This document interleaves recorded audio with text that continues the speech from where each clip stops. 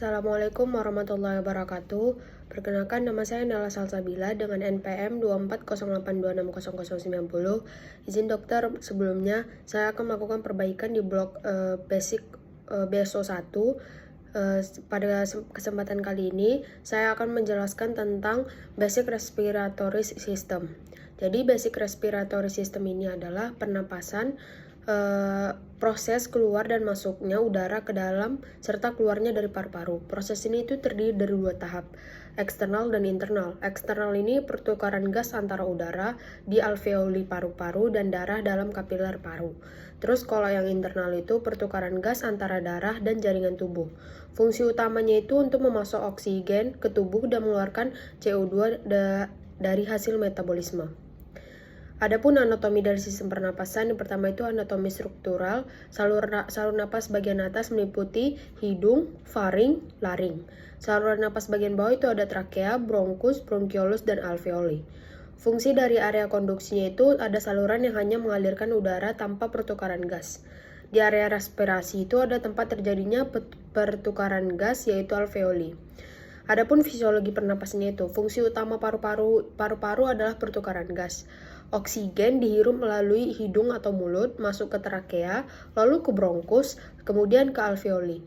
Di alveoli, oksigen berdifusi ke dalam daerah kapiler paru, lalu karbon dioksida dari darah berdifusi ke alveoli untuk dikeluarkan saat ekspirasi.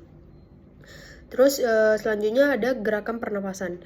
Gerakan pernapasan ini terdiri dari dua fase utama. Yang pertama itu ada inspirasi atau inhalasi, di mana proses masuknya udara ke dalam paru-paru.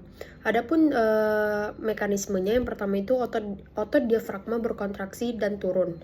Yang kedua, otot antar tulang rusuk ikut bekerja untuk memperbesar rongga dada.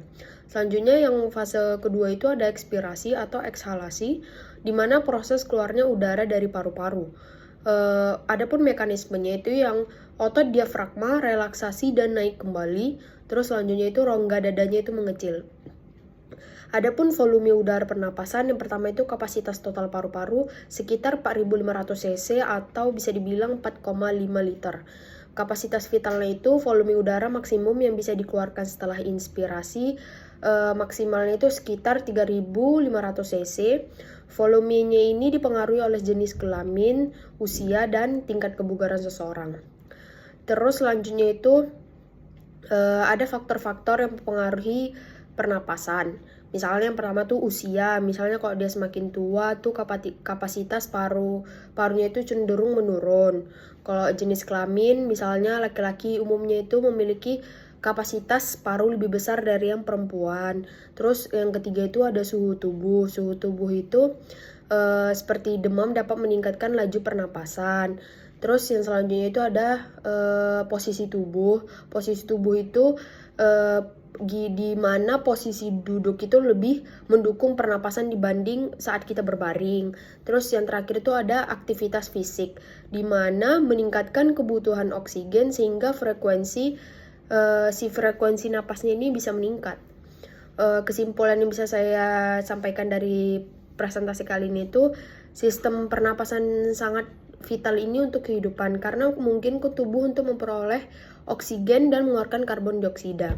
Pemahaman tentang anatomi fisiologi sama volume udaranya ini mempengaruhi sistem pernapasan sangat penting, terutama dalam bidang kesehatan, olahraga, dan kedokteran. Terima kasih dokter, mungkin itu saja yang bisa saya sampaikan. Mohon maaf bila ada kesalahan. Saya tutup. Wassalamualaikum warahmatullahi wabarakatuh.